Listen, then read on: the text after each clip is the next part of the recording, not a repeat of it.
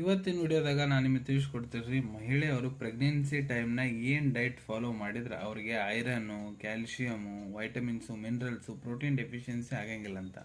So ಒಂದೇದು ನೋಡ್ರಿ, iron deficiency ಆಗ್ಬಾರ್ದಂದ್ರೆ ಹಸಿರು ತರಕಾರಿ ನೀವು ಒಳ್ಳೆ ಪ್ರಮಾಣದ ತಿನ್ನಬೇಕು. ಹಸಿರು ತರಕಾರಿ ಬಿಟ್ಟು ಬೇರೆ ತರಕಾರಿ ಏನು ಬರ್ತೈತೆ ನೋಡ್ರಿ, ಅದನ್ನು ಕೂಡ ಒಳ್ಳೆ ಪ್ರಮಾಣದ ತೋರಿ. ಮತ್ತು ನಾನ್ ವೆಜ್, ಚಿಕನ್ನು, ಮಟನ್ನು, ಮೀನು, ತತ್ತಿ, ಹಾಲು ಇವನ್ನೆಲ್ಲ ಚಲೋ ಪ್ರಮಾಣದ ತೊಗೋಬೇಕ್ರಿ. ಈಗ ನಿಮ್ಗೆ ಕ್ಯಾಲ್ಶಿಯಂ ಡೆಫಿಷಿಯನ್ಸಿ ಆಗ್ಬಾರ್ದಂದ್ರೆ ನೀವೇನು ತೊಗೋಬೇಕಂದ್ರೆ ಹಸಿರು ತರಕಾರಿ ಎಷ್ಟಾಗುತ್ತೆ ಅಷ್ಟು ಭಾಳ ಪ್ರಮಾಣದ ತಿನ್ನಬೇಕು. ಡೈಲಿ 1 ಗ್ಲಾಸ್ ಹಾಲು ಕಂಪಲ್ಸರಿ ಕುಡಿಬೇಕು.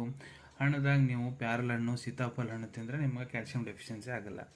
ಈಗ ವೈಟಮಿನ್, ಮಿನರಲ್, ಪ್ರೋಟೀನ್ ಡೆಫಿಷಿಯನ್ಸಿ ಆಗ್ಬಾರ್ದಂದ್ರೆ ಏನು ಮಾಡಬೇಕು?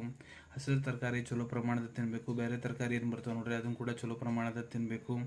ಹಣ್ಣು ಹಂಪಲ ಚಲೋ ಪ್ರಮಾಣದ ತೊಗೋಬೇಕು. ಯಾವ್ದಾರ ಹಣ್ಣಾಗಿರ್ಬೋದು, ನೀವು ಅದನ್ನ ಚಲೋ ಪ್ರಮಾಣದ ತೋರಿ. ಆದ್ರೆ ಪಪಾಯ ಹಣ್ಣು ತಿನ್ನಕ್ಕೆ ಹೋಗ್ಬೇಡ್ರಿ. ಅದನ್ನ ಬಿಟ್ಟು ಬೇರೆ ಹಣ್ಣು ಎಲ್ಲ ತಿನ್ಬೋದು.